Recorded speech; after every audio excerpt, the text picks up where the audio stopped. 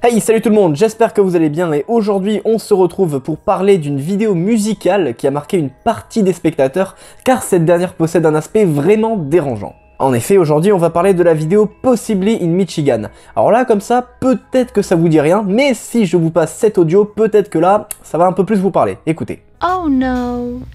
No, no, no, no, no, no, no, no, no, silly, to dry it. But it exploded, and they were both found dead. She must have been out of her head.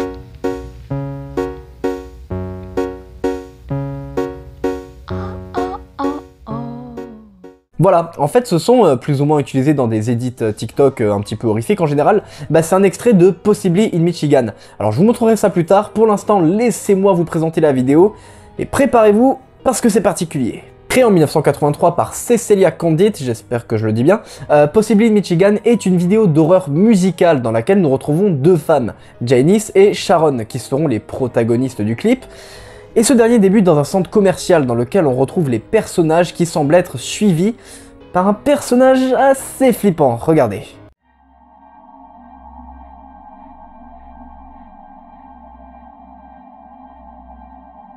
Voilà, cet individu est en fait l'antagoniste de Possibly in Michigan et vous allez voir, ça va devenir creepy assez vite.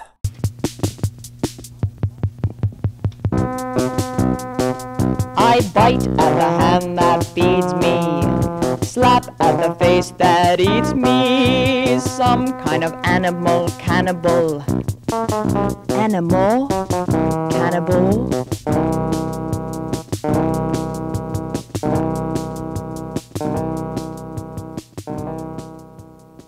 Bien, alors commençons par le début. Au départ, on retrouve Sharon dans le centre commercial. Alors, elle n'est pas encore accompagnée de son amie, mais elle n'est pas pour autant seule.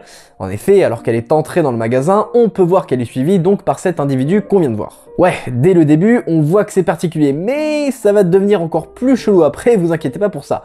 Donc, après être entrée dans le centre commercial, elle retrouve son amie Janice et se rend dans une parfumerie pour, essayer des parfums. Et c'est à ce moment que l'audio culte prend place. Alors laissez-moi vous expliquer ça. Alors que Janice essaie un parfum, elle affirme que ce dernier sent comme celui de la sœur folle de sa mère nommée Kate. La sœur s'appelle Kate, hein. Donc bon, en gros c'est sa tante. Son amie affirme que cette Kate ne pouvait pas être folle à ce point, alors Janice se met à lui raconter une chose que sa tante a fait. Une chose qui a causé sa mort. En effet, afin de prouver la folie de sa tante à son amie, elle explique qu'une fois, sa tante a mis son caniche au micro-ondes. Alors Sharon demande si elle a fait ça pour le manger, l'autre répond oui sur un ton sarcastique, mais elle explique ensuite qu'elle a fait ça pour le sécher, et le micro-ondes a alors explosé, ce qui a tué sa tante et le caniche, bien évidemment. Et alors c'est à ce moment que son ami répond que sa tante devait être assez fêlée en prononçant donc cette phrase « She must have been out of her head » qui, traduit vulgairement, donnerait un truc genre elle avait pas toute sa tête. She must have been out of her head.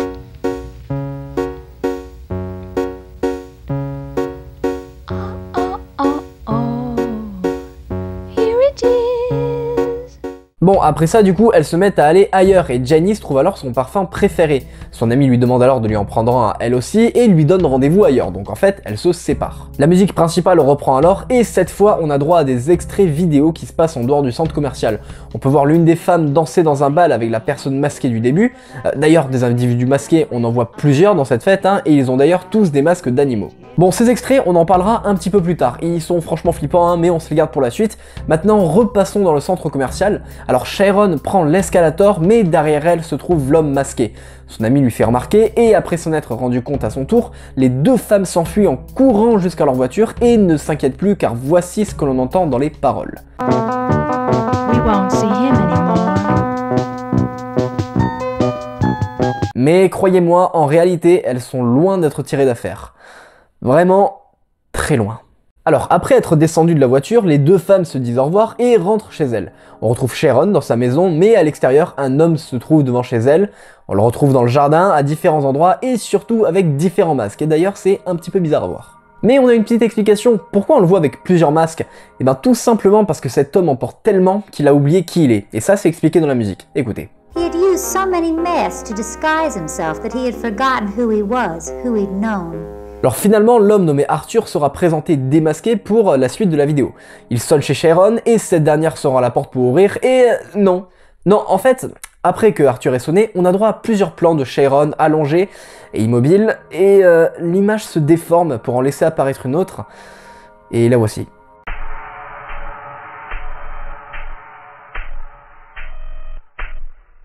Ouais, c'est glauque, c'est surtout très graphique, et ensuite, pourquoi on nous montre ça, quoi? Enfin, on se sent vraiment mal face à ces images, on les voit plusieurs fois plus tard dans la vidéo en plus, alors déjà que la vidéo nous met mal à l'aise tout le long, là, ça nous rassure pas, hein. Bref, bon alors du coup, Sharon devant sa porte appelle Janice pour la prévenir qu'il y a cet homme devant sa porte. On peut ensuite voir Janice armée d'un pistolet qui tire sur un personnage masqué, mais dès qu'elle le touche, ce dernier disparaît pour laisser place à un autre homme masqué. Alors là, personnellement, ce passage où Janice tire sur les individus masqués, j'ai pas trop compris, franchement, je vais pas vous le cacher. Mais bon, il y a des passages assez bizarres dans cette vidéo, donc on en parlera un petit peu plus tard. Bon, du coup, retour du côté de chez Sharon, Arthur se trouve toujours devant la porte qui ne s'ouvre pas. Ce dernier décide alors de lancer une pierre afin de briser une vitre pour entrer. Il arrive ainsi à pénétrer dans la maison. Et alors au même moment, on peut voir un plan de Janice qui se précipite à l'extérieur, donc sûrement pour aller aider son amie, qui elle est occupée avec l'homme, qui l'embrasse, puis se met à la brutaliser. Et donc on comprend une chose, c'est qu'il se met à abuser d'elle. En effet, on peut voir Arthur en train de frapper Sharon. Alors cette dernière se rapproche pour se défendre, mais il la regifle tout simplement. Elle tombe sur le canapé ou le lit et il la retape. Et on voit ces images encore, c'est trop bizarre. Ensuite, on entend une voix d'homme, donc celle d'Arthur, qui lui propose deux choix. Soit il la mange maintenant, ou bien il lui coupe ses bras et ses jambes qu'il mangera seulement un par un. You have two choices. One, I will eat you now. Or two, I will cut your arms and legs off, one by one, and eat them. La femme demande alors pourquoi il ferait ça, Arthur répond alors qu'il le fait par amour, et Sharon répond alors cette phrase qui a pas mal marqué les spectateurs ayant vu cette vidéo. But love shouldn't cost an arm and a leg. Et à ce moment de la vidéo, le montage s'accélère, on voit de plus en plus d'images de cette espèce de cadavre qu'on a vu tout à l'heure. Sharon demande si Arthur a fait d'autres victimes.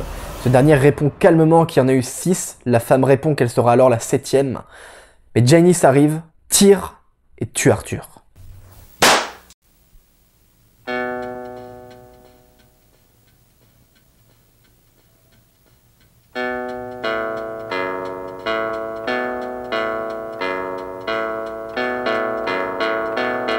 Voilà, et écoutez, tout est bien qui finit bien, Sharon et Janice sont safe, tout va bien, elles appellent la police et non, je déconne, elle découpe Arthur, elle le cuisine et elle le bouffe.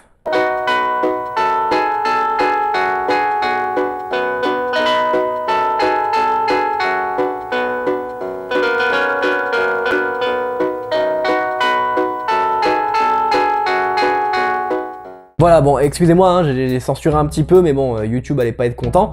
Bref, elles finissent par mettre les restes du corps dans des sacs poubelles qu'elles déposent devant chez Sharon.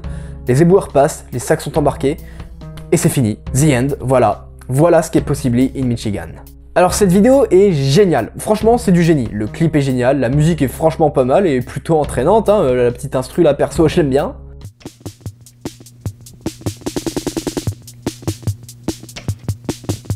Alors après, attention, je vais pas vous expliquer dans les détails tout ce que l'on voit dans le clip, hein, tout simplement parce qu'il y a quelques petites choses complexes. Après, l'intrigue principale, elle est pas compliquée, hein, c'est un récit à propos d'un stalker cannibale qui, finalement, finit bouffé. Bref, maintenant, passons à mon avis sur cette vidéo. Alors, faut savoir que cette vidéo, je la connaissais depuis un moment. Je me rappelle même que je l'avais regardée plusieurs fois lorsque je venais de lancer ma chaîne YouTube. Et il faut savoir que je comptais même en faire un épisode de Spooky Time, de ça là. Ouais, ça remonte un peu. Honnêtement, si vous avez connu ça, vous êtes vraiment des anciens, je déconne pas. Mais pour être plus précis, je connaissais son existence depuis un bon moment. J'étais tombé dessus vers 2016 quand je regardais des vidéos d'horreur, et je pense que j'avais pas regardé jusqu'au bout, il me semble, j'étais pas encore assez intéressé à ce genre de choses. Et franchement, je regrette pas d'avoir vu cette vidéo en entier uniquement il y a à peu près 2 ans, parce que j'ai pu avoir plus de recul, ce qui m'a permis de la surkiffer, et vraiment pour moi cette vidéo est incroyable. Alors déjà, je trouve que le fait que ce soit une sorte de comédie musicale et pas juste un court-métrage, c'est trop bien, c'est génial. J'ai vraiment pas vu beaucoup de vidéos horrifiques dans ce style et franchement, je pense que Possibly in Michigan serait compliqué à détrôner même s'il y en avait plusieurs. Et ensuite, faut pas oublier un truc, c'est que cette vidéo, elle est sortie en 1983. 1983 les gars, hein, YouTube, internet, tout ça, ça existait pas, hein, et pourtant, cette vidéo est clairement en avance sur son temps. Ce genre de truc, ça pourrait très bien sortir aujourd'hui, mais à mon avis, ça serait jamais aussi bien fait. En effet, aujourd'hui, l'horreur, ça joue parfois pas mal sur l'aspect vintage, hein, regardez les backrooms ou les liminal space, mais là, c'est juste la qualité originale de cette vidéo. La musique aussi d'ailleurs, faut en parler, elle est trop cool, et c'est également le genre de son qui pourrait sortir aujourd'hui. Donc ouais, pour moi, bon alors bien sûr ça n'engage que moi, hein, mais Possibly in Michigan, c'est une vidéo hyper en avance sur son temps. C'était du génie à l'époque, et c'est encore, selon moi, du génie aujourd'hui. Bon voilà pour mon petit avis, ensuite parlons un petit peu de ce qui fait peur. Alors en ce qui concerne les ambiances, déjà c'est assez particulier. Bon, vous remarquerez que le centre commercial du début, il est vide, hein, on voit personne d'autre que les personnages principaux, et ça instaure direct une ambiance assez malsaine. On a également des images qui n'ont pas de rapport direct avec ce qui se passe dans l'intrigue, comme par exemple ce bâtiment qui s'écroule, ou encore cet extrait giga dérangeant d'une femme qui semble se faire poursuivre. Alors perso, c'est cet extrait-là qui met mal. Vraiment, il fait froid dans le dos. Encore plus quand on a le contexte de l'histoire du stalker qui mange ses victimes. Franchement, ça fait assez flipper, surtout que c'est plutôt réaliste. Et surtout, bien évidemment, vous le voyez venir, ces images quoi.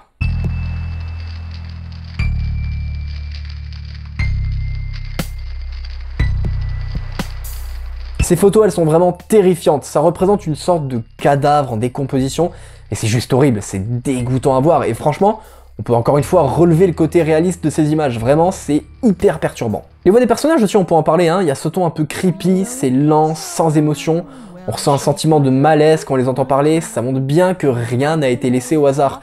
Les voix, les images, les ambiances, l'histoire, tout est pensé pour que cette musique et ce clip soient le plus flippant possible. Et il faut savoir que cette vidéo, elle a vraiment fait flipper les gens qui l'ont vue, hein. Elle a tellement marqué le public qu'elle a eu droit à son statut de cursed vidéo pendant un temps. Vous savez, cursed vidéo, c'est le genre de vidéo considérée comme maudite. Après l'avoir vue, normalement, vous mourrez, ou alors des choses mauvaises vous arrivent, enfin bref. Vous connaissez la chanson si vous vous intéressez à l'horreur sur YouTube. Hein. Pour conclure, Possibly in Michigan est une vidéo culte dans le domaine de l'horreur. Elle comptabilise aujourd'hui 10 millions de vues et c'est amplement mérité.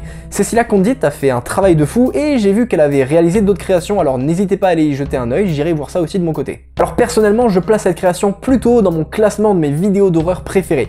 Je kiffe la musique, je kiffe le clip, ça fait frissonner, c'est agréable à regarder et franchement ça se regarde plusieurs fois dans le cas où on veut bien comprendre tout le scénario et ça, c'est très fort. Bon voilà, c'est la fin de cette vidéo, merci de l'avoir regardée, peut-être qu'elle était un petit peu plus courte que les autres, je sais pas. Et aussi, alors je tenais à vous remercier parce que grâce à vous, grâce à votre soutien, et maintenant la chaîne est monétisée, voilà, donc je vous remercie parce que c'est vous qui avez fait le taf, hein, c'est pas moi. Donc voilà, merci beaucoup et j'espère que vous continuerez à me suivre. Si la vidéo vous a plu, n'hésitez pas à liker, partager, vous abonner et commenter, hein, je réponds aux commentaires, donc surtout n'hésitez pas. Je vous retrouve très bientôt dans une prochaine vidéo, portez-vous bien, salut!